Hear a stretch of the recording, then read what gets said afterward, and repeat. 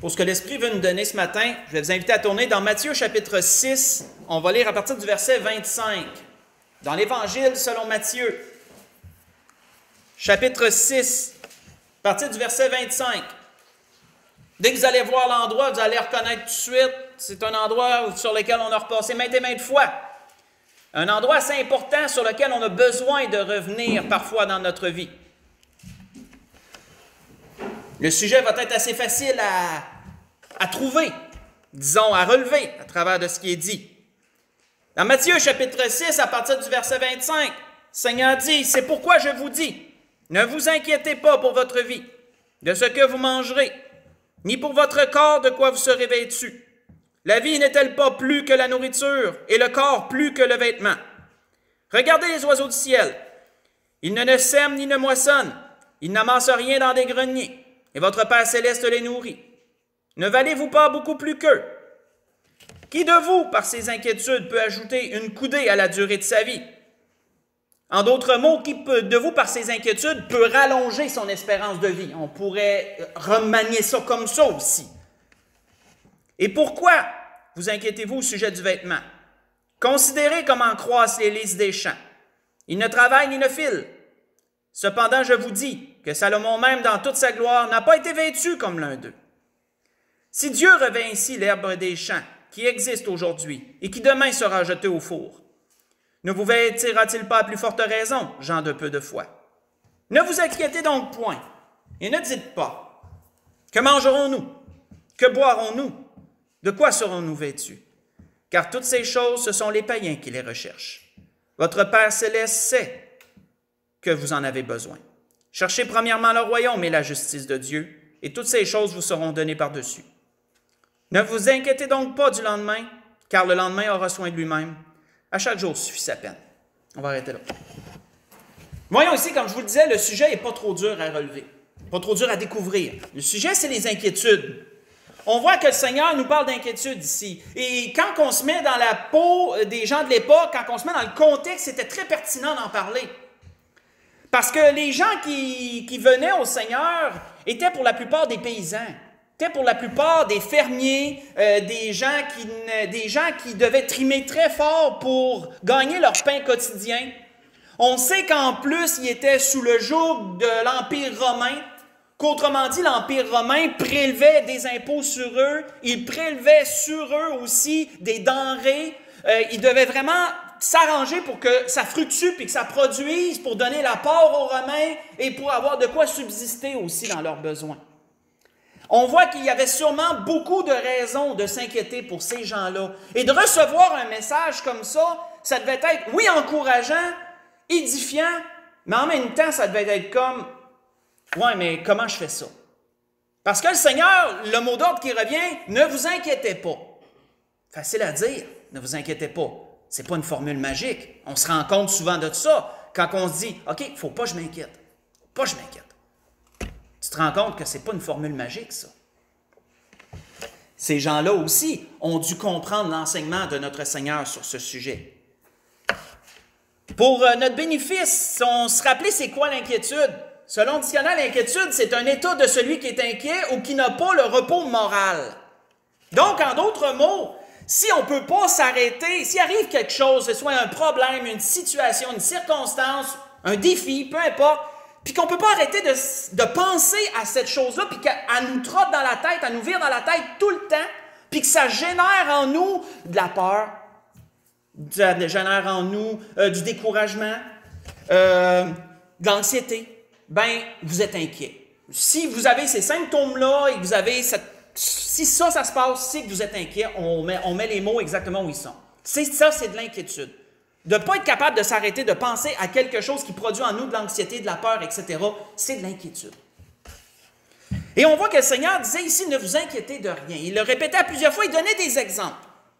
Parenthèse que je veux ouvrir et refermer, que fait toujours sourire, c'est mon pasteur qui, lorsqu'il revenait souvent sur ces sujets-là, il y avait toujours les mêmes anecdotes qui revenaient. Vous savez, ce sont comme ça un peu les gens plus, je vous dirais, plus âgés. Ben, je veux pas, en tout cas, là, je me suis peut-être mis le pied dans la bouche, là, mais je veux dire qu'il y en a qui ont des anecdotes, puis qui les ramassent, ils les ramènent tout le temps, puis c'est toujours la même anecdote.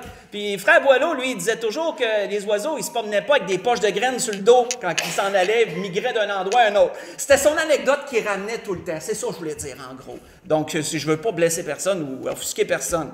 Alors, je referme cette parenthèse. Donc, ça me fait toujours sourire de revenir là, parce que mon pasteur ramenait toujours cette anecdote-là tout le temps.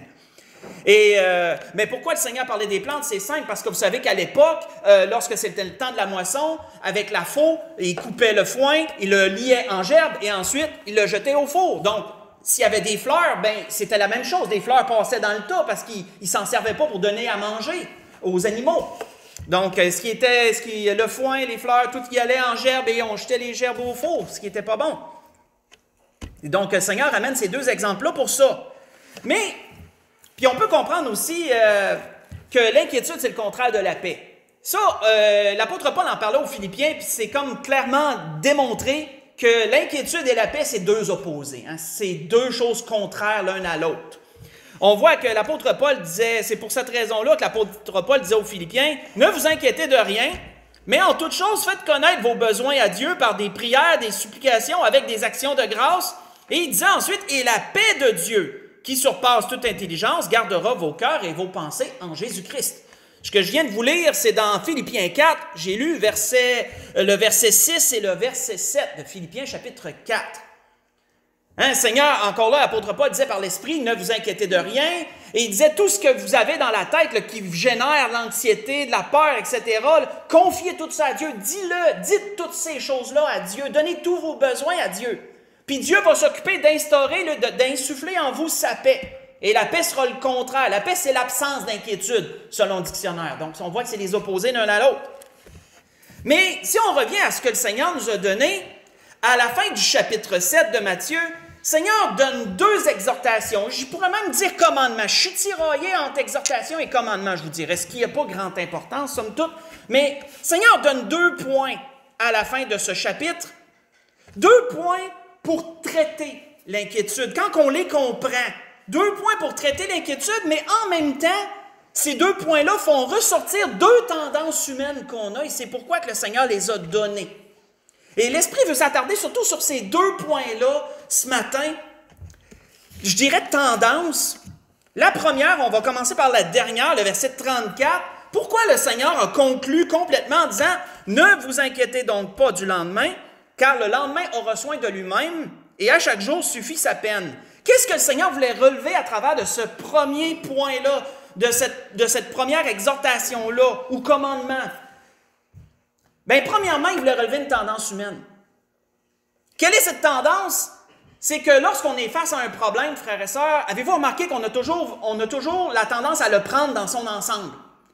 On a toujours tendance à prendre le problème complet, puis à penser qu'on doit le gérer au complet d'un seul coup.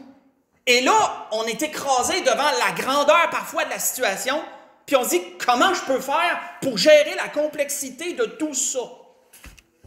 Ça, c'est une tendance qu'on a. On prend les problèmes dans leur entièreté. Une tendance humaine qu'on a. Et c'est pas la bonne façon de gérer. Je vous dirai la chose, c'est la meilleure façon de générer de l'inquiétude que de prendre un problème dans son entier et de dire, il faut tout que je l'absorbe d'un coup, il faut que je le règle d'un seul coup. C'est la meilleure façon de nourrir, de gérer, de nourrir l'inquiétude. Parce que l'immensité, la complexité, la difficulté va nous écraser. Puis, entre autres, ça va nous sembler impossible et donc ça part mal. Ça part mal en partant. Mais de le morceler. Morceler veut dire quoi? C'est de séparer en morceaux. C'est ça que veut dire le mot morceler. Mais de morceler le problème et de le gérer au quotidien va faire magiquement, par la grâce de Dieu, va faire qu'on va être capable de le digérer. Pas que gérer, le digérer. Le digérer et de le gérer. Si on le morcelle, puis qu'on le prend au quotidien. Et c'est ça que le Seigneur voulait dire par ça. C'est sa première exhortation. C'est pour ça qu'il disait, arrêtez de prendre le problème, votre problème, arrêtez de le prendre en entier, puis de vouloir le prendre d'un coup. Gérez-le au quotidien, votre problème. morcelez-le au quotidien, et chaque jour suffira sa peine. Hein? C'est ça que le Seigneur voulait ramener. Une image qui me venait quand je méditais là-dessus, c'était l'image d'un repas. Avez-vous remarqué comment on mange? Quand vous commandez au resto ou que quelqu'un vous amène une assiette, puis que l'assiette est grosse, puis que vous regardez ça, puis vous dites quoi? Vous dites, je ne suis jamais capable de manger tout ça. Pourquoi? Parce que vous regardez l'assiette, puis c'est comme si dans votre tête, il fallait que vous la mangiez d'un seul coup. Donc vous vous dites, je ne suis jamais capable. Mais une bouchée, on jase, une autre bouchée, on jase. Puis on se rend compte à la fin qu'on a traversé l'assiette. Pourquoi? Parce qu'on l'a morcelé. On l'a morcelé. Puis on l'a pris un morceau à la fois. Puis ça fait qu'on passe au travers. C'est une image simple, mais ça démontre pas mal bien ce que le Seigneur voulait dire. Et on a des exemples, on n'a pas beaucoup d'exemples dans l'Ancien Testament, on a un qui est parlant dans ce sens. Et je vous inviterai à y tourner dans Nombre 13. Retournons dans Nombre 13 et revoyons la situation que le peuple a vécue dans le désert. Et vous allez voir que c'est exactement ça qui les a, je dirais, fait chuter. Qui les a fait chuter, c'est le bon terme. Dans Nombre 13, d'avoir été confronté à une situation qui semblait énorme, qui était énorme, puis d'avoir voulu la gérer d'un seul coup. Et qu'est-ce que ça le produit? Dans Nombre 13, on ne lira pas tout, on va lire versets 1 et 2 pour commencer, qui à peu près nous dresse un peu le contexte. Puis ensuite, on va sauter au verset 17, puis on va lire jusqu'au verset 33. Donc, dans Nombre 13, versets 1 et 2, qui nous dit, l'Éternel parla à Moïse et dit, « Envoie des hommes pour explorer le pays de Canaan que je donne aux enfants d'Israël. » Donc, ils ont traversé, ça c'était avant les 40 années d'errance, hein? Ils ont traversé le désert en ligne, se sont rendus aux abords de la terre promise. Puis là, le Seigneur leur commande d'envoyer des gens pour l'explorer. Donc, tu enverras un homme de chacune des tribus de leur père, tous seront des principaux d'entre eux. Donc, si on saute ensuite au verset 17, et là on commence une lecture. Moïse les envoya pour explorer le pays de Canaan. Il leur dit, montez par ici, par le midi, et vous monterez sur la montagne.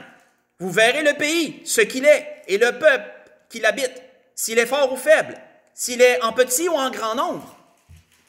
Ce qu'est le pays où il habite, s'il est un bon ou un mauvais. Ce que sont les villes où ils habitent, si elles sont ouvertes ou fortifiées. Ce qu'est le terrain, s'il est gras, s'il est maigre, s'il y a des arbres ou s'il n'y en a point. Ayez bon courage, prenez des fruits du pays. C'était le temps des premiers raisins. Ils montèrent et ils explorèrent le pays, depuis le désert de Tsin jusqu'à Rehoboth, sur le chemin de Hamath. Ils montèrent par le midi et ils allèrent jusqu'à Hébron, où étaient Ahiman, Shéshaï et Talmaï, enfants d'Anak. Hébron avait été bâti 7 ans avant Tsoan en Égypte.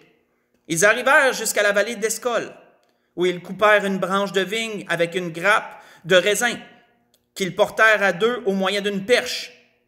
Ils prirent aussi des grenades et des figues. On donna à ce lieu le nom de la vallée d'Escol, à cause de la grappe que les enfants d'Israël y coupèrent. Ils furent de retour de l'exploration du pays au bout de 40 jours. À leur arrivée, ils se rendirent auprès de Moïse et Aaron et de toute l'assemblée des enfants d'Israël à Kadès, dans le désert de Paran. Ils leur firent un rapport, ainsi qu'à toute l'assemblée, et ils montrèrent le fruit du pays. Voici ce qu'ils racontèrent à Moïse. Nous sommes allés dans le pays où tu nous as envoyés. À la vérité, c'est un pays où coule le lait et le miel, et en voici les fruits. Et là, ça commence. Mais le peuple qui habite ce pays est puissant. Les villes sont fortifiées très grandes. Nous y avons vu des enfants d'Anak, qui étaient une race de géants, qui étaient des descendants de géants. Donc, c'est des gens beaucoup plus grands que la norme. Les Amalécites habitent la contrée du Midi. Les Étiens, les Jébusiens, les Amoréens habitent la montagne. Les Cananéens habitent près de la mer et le long du Jourdain. Caleb fit taire le peuple qui murmurait contre Moïse. Il dit, montons, emparons-nous du pays, nous y serons vainqueurs. Mais les hommes qui étaient allés avec lui dirent, nous ne pouvons pas monter contre ce peuple, car il est plus fort que nous. Et ils décrièrent devant les enfants d'Israël le pays qu'ils avaient exploré. Ils dirent, le pays que nous avons parcouru pour l'explorer est un pays qui dévore ses habitants. Tous ceux que nous y avons vus sont des hommes de haute taille. Et nous y avons vu les géants, enfants d'Anak, de la race des géants. Nous étions à leurs yeux et aux yeux, et nous étions à nos yeux et aux leurs comme des sauterelles. Si on lit dans le chapitre 14, on ne lira pas beaucoup dans le chapitre 14, juste versets 1 à 3, qu'est-ce qui s'est passé suite à la description qui a été donnée? Toute l'assemblée éleva la voix, il poussa des cris et le peuple pleura pendant la nuit. Tous les enfants d'Israël murmurèrent contre Moïse et Aaron, et toute l'assemblée leur dit, que ne sommes-nous morts dans le pays d'Égypte? Que ne sommes-nous morts dans ce désert? Pourquoi l'Éternel nous fait-il aller dans ce pays où nous tomberons par l'épée et où nos femmes et nos enfants deviendront des proies? Ne vaut-il pas mieux pour nous retourner en Égypte? Arrêtons là. Nous voyons, frères et sœurs, pas mal le portrait. On connaît cet endroit, on sait ce qui s'y est passé, mais remarquez la tendance, remarquez comment ça s'est déroulé. On leur présente un défi, là.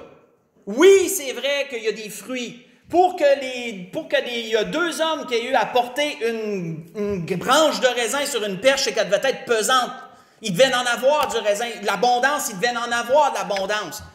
Mais le défi, par exemple, a semblé à leurs yeux beaucoup plus gros que l'abondance qui était présente. Ils ont relevé que les villes étaient fortifiées, que le peuple était nombreux, qu'il y avait beaucoup de villes, il y avait beaucoup de monde, de peuplades qui habitaient ces contrées-là, qu'il y avait des géants, des gens très, très grands. Et toutes ces choses, ça le fait quoi? Ça le fait que le peuple s'est senti écrasé, puis ils se sont dit, on ne sera pas capable de faire ça. On ne peut pas aller et vaincre. Pourquoi? Parce qu'ils prenaient tout ce qu'ils avaient reçu d'un seul coup. Puis ils se disaient, il faut gérer ça. Erreur. Ils ont bien pu se sentir écrasés avec raison. Parce que quand on commence à lire Josué, on voit que ça ne pouvait pas se régler en une journée, cette affaire-là. C'était des années de guerre pour réussir à venir à bout de tout ça. Puis eux, d'un seul coup, ils voulaient absolument tout régler ça. Impossible, impensable. Et qu'est-ce que ça a fait? Découragé. Murmure, pleure, découragement. Ils ont voulu prendre ça d'un seul coup. Ils ont voulu manger l'assiette, là, en une seule bouchée. Impossible. Puis c'est ce que ça a produit. Il y en a deux qui ont compris, par exemple. Josué et Caleb, eux autres ont compris. Si on dit montons, puis on va vaincre, pensez-vous que c'était parce qu'ils pensaient que d'un seul coup, ils allaient tout régler en même temps? Non. C'est parce qu'ils se disaient, eux autres, dans leur tête, c'est certain qu'ils se disaient, regarde, on va vivre ça un jour à la fois. On va y aller, peuple par peuple, ville par ville. Puis Dieu va être avec nous autres, puis on va vaincre. C'est ça qu'ils se disaient, eux autres, quand ils ont dit montons, ils nous vaincront. Ils savaient bien que c'est pas d'un seul coup que tu allais conquérir un pays en entier, c'est impossible. Mais l'erreur, la tendance humaine, c'est ça.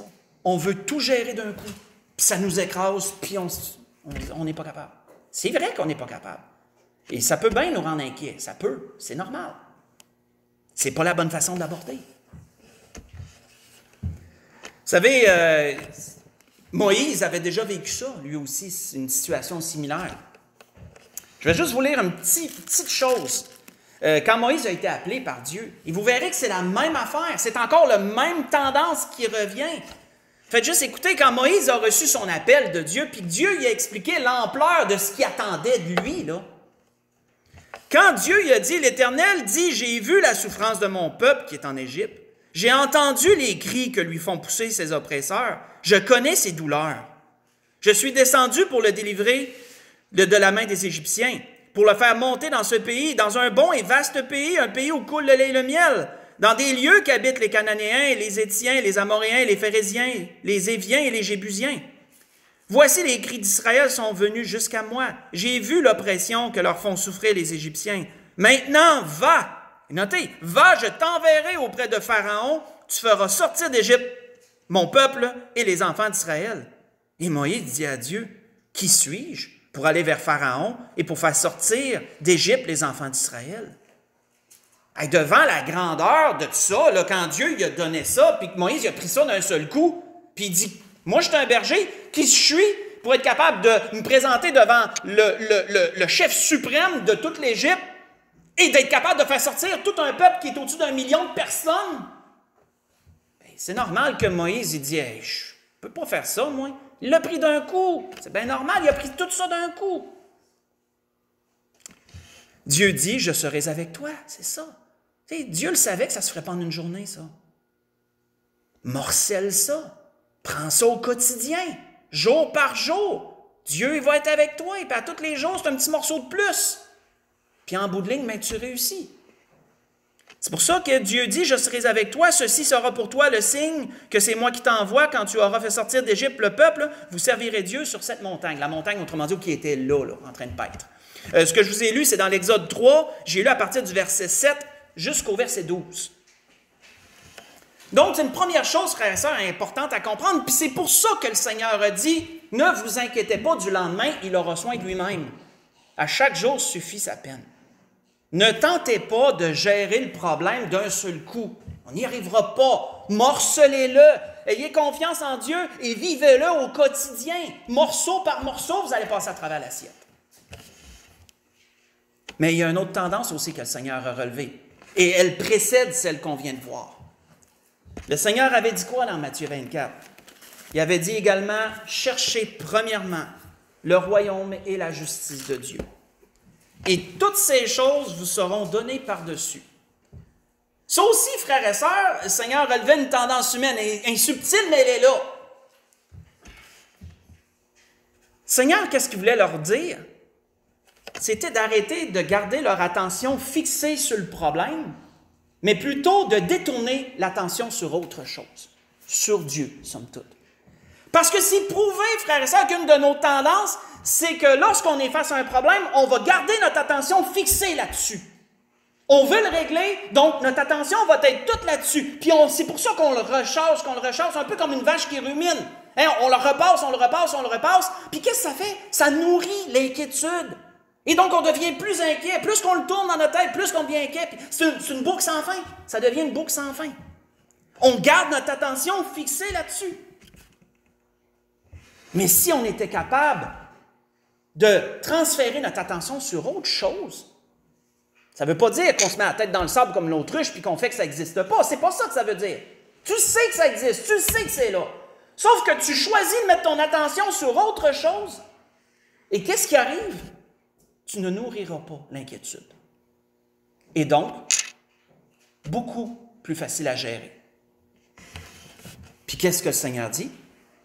Transférez votre attention sur moi. Transférez votre attention sur le royaume, la justice, l'œuvre de Dieu, somme toute. Et ça, frères et sœurs, c'est toute une révélation quand on comprend. Parce que notre tendance, c'est de la garder fixée sur le problème. Mais si, sans dire que ça n'existe pas, si on est conscient, mais qu'on choisit de mettre notre attention sur le Seigneur, bien c'est drôle. Non seulement on va être moins stressé, mais en plus, le problème va se régler. Parce que la deuxième exhortation, elle rentre en ligne. Là. Donc, voyez-vous que ça suit bien, ces deux choses-là. Frères et sœurs, un exemple simple. Quand vous vous faites mal, mettons là que vous vous faites mal, ou vous avez mal pendant un temps, qu'est-ce que vous allez faire à un moment donné? Avez-vous remarqué que si vous pensez à votre mal, puis si vous ne faites que penser à votre mal, ça va-tu faire mal? Mais si vous essayez de vous changer les idées, n'importe quoi, quelque chose que vous pouvez faire, regarder la télé, tricoter, je sais pas, n'importe quoi, mettez n'importe quoi d'autre à part ça, avez-vous remarqué que ça fait moins mal puis que vous êtes capable de le gérer? Pourquoi? Parce que vous transférez votre attention. C'est pas une formule magique, c'est psychologique, c'est prouvé que ça marche. Vous ne faites que transférer votre attention ailleurs et ça fait que ça supporte, on le supporte. Bien, c'est ça que le Seigneur disait quand il disait « Cherchez premièrement le royaume et la justice de Dieu ». Il parlait d'inquiétude, puis après ça, il dit ça. Transférez votre attention ailleurs. Arrêtez de fixer ça. Et ça me fait rire parce qu'une exhortation que le Seigneur a donnée, puis c'est exactement ça que le Seigneur voulait dire. Quand le Seigneur dit « Venez à moi, vous tous qui êtes fatigués et chargés, et je vous donnerai du repos. Prenez mon joug sur vous, recevez mes instructions, car je suis doux et humble de cœur, vous trouverez le repos pour vos âmes, comme mon joug est doux et mon fardeau est léger, disait le Seigneur dans Matthieu 11, 28 à 30. Avez-vous remarqué que le Seigneur dit, vous avez un poids, déposez-le, prenez mon poids. Un transfert de poids, frères et sœurs, c'est la même chose. Au lieu d'un transfert d'attention, c'est un transfert de poids, c'est la même affaire. Arrêtez de mettre de l'emphase sur ce qui vous inquiète, déposez-le, donnez-le au Seigneur, mais prenez à la place le poids que lui vous donne. Et ce poids-là se révélera doux et léger. C'est un transfert de poids, comme un transfert d'attention. Même chose. Et ça nous donne qu'on peut gérer la situation. On ne nourrit pas l'inquiétude. Mais frères et sœurs, malheureusement, combien de fois les gens, surtout ceux du monde, surtout les gens qui ne connaissent pas le Seigneur, avec combien de choses qui vont essayer de faire ce transfert-là? Pourquoi pensez-vous que tant de joie, tant de gens noient leurs inquiétudes dans la boisson ou noient leurs inquiétudes dans la drogue, etc.? Ils essaient de faire un transfert d'attention, ils essaient d'amener leur pensée ailleurs, quelque chose qui va engourdir, mais en bout de ligne, ça fait seulement plus de problèmes en bout de ligne. C'est momentanément, ça fonctionne, mais à la fin, ça n'amène plus de problèmes que de solutions. Puis donc, il y en a qui se noient là-dedans. Parce que ça ne marche pas en bout de ligne. Tu te creuses un trou, tu es en train de te creuser un trou. Puis à un moment donné, tu es rendu au fond. Il y en a qui essaient les sports pour se changer d'idée. Il y en a qui essaient les sports. Il y en a qui essaient toutes sortes de choses, des loisirs. Même, il y en a qui essaient le travail.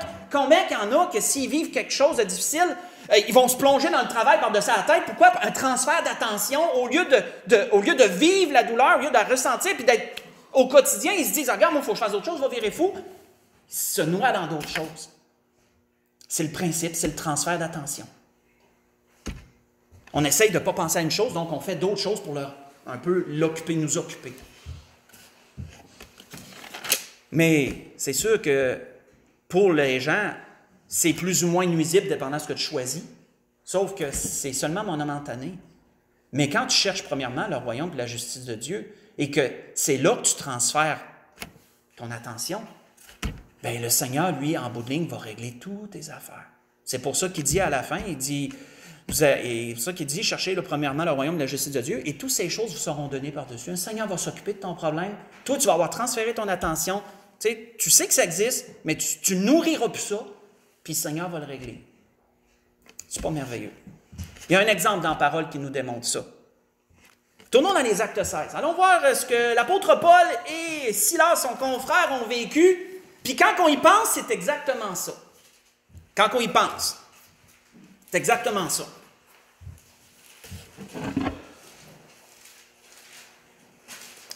Dans les Actes au chapitre 16, on va lire à partir du verset 16.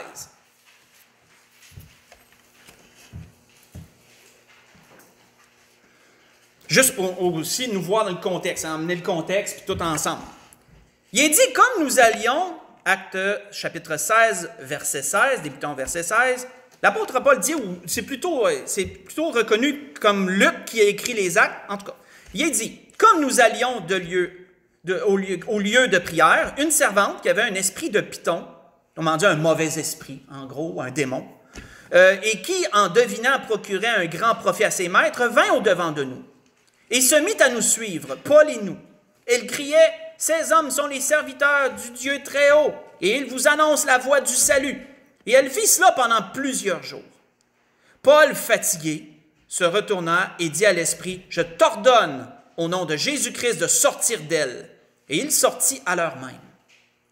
Les maîtres de la servante, voyant disparaître l'espoir de leur gain, se saisirent de Paul et de Silas et les traînèrent sur la place publique devant les magistrats.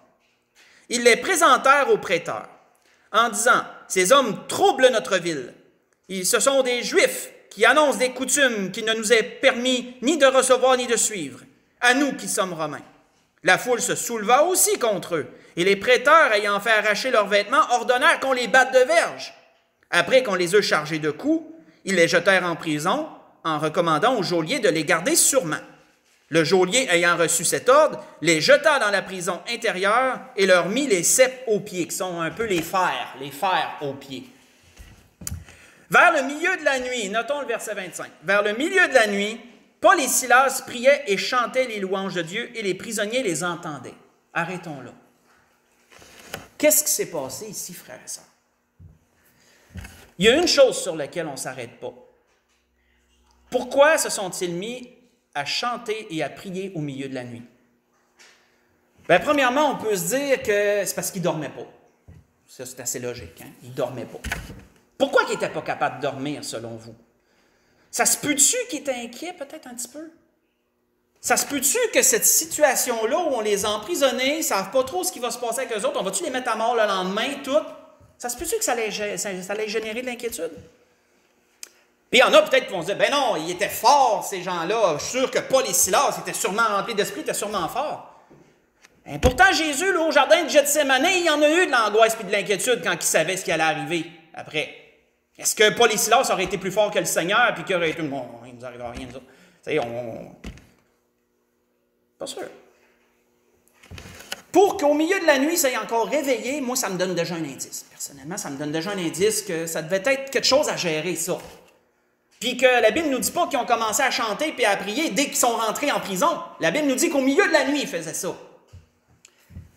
Ça se peut-tu qu'ils transféraient leur attention sur le Seigneur, chercher premièrement le royaume et la justice de Dieu au lieu de vous inquiéter? Ça se pourrait-tu qu'ils faisaient ça? Ça se pourrait-tu qu'avec l'inquiétude qu'ils avaient de gérer cette situation-là, ils se sont mis à prier, se sont mis à chanter les louanges du Seigneur pour fixer leur attention sur Dieu au lieu de sur la situation présente qu'ils vivaient? Puis que, en faisant ça, qu'est-ce que le Seigneur a fait? Le Seigneur a réglé le problème, il y a un tremblement de terre, les champs ont tous tombé.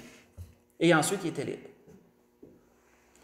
Si on y pense, frères et sœurs, on peut se dire que c'est bien possible que ça soit ça. Ils ont transféré leur attention sur le Seigneur. Ils ont cherché premièrement le royaume et la justice de Dieu. Ils n'ont pas nourri l'inquiétude de la situation qu'ils vivaient. Et ça a fait que le Seigneur a réglé la situation. Vous savez, frères et sœurs, il y a beaucoup de profondeur à comprendre ce que l'Esprit nous donne ce matin dans ces choses-là.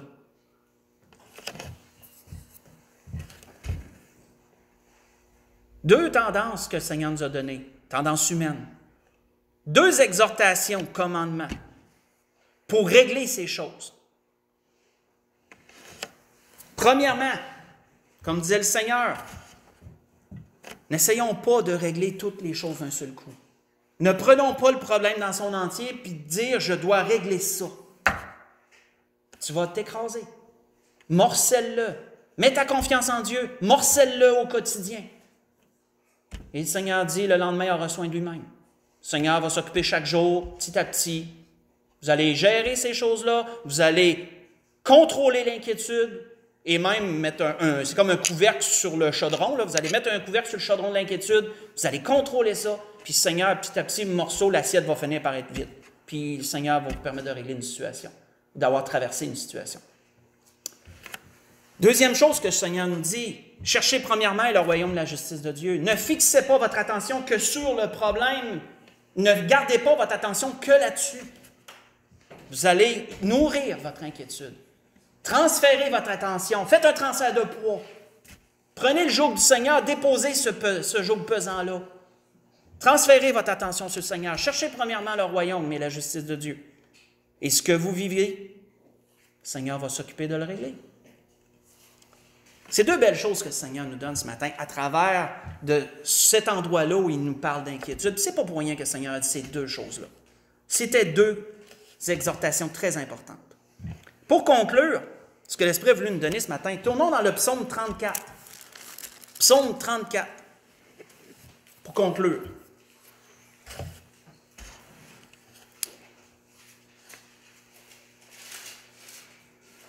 Apporte un beau tout à ce que l'Esprit a voulu nous donner ce matin, pour conclure. Dans le psaume 34, on va lire du verset 5 au verset 11.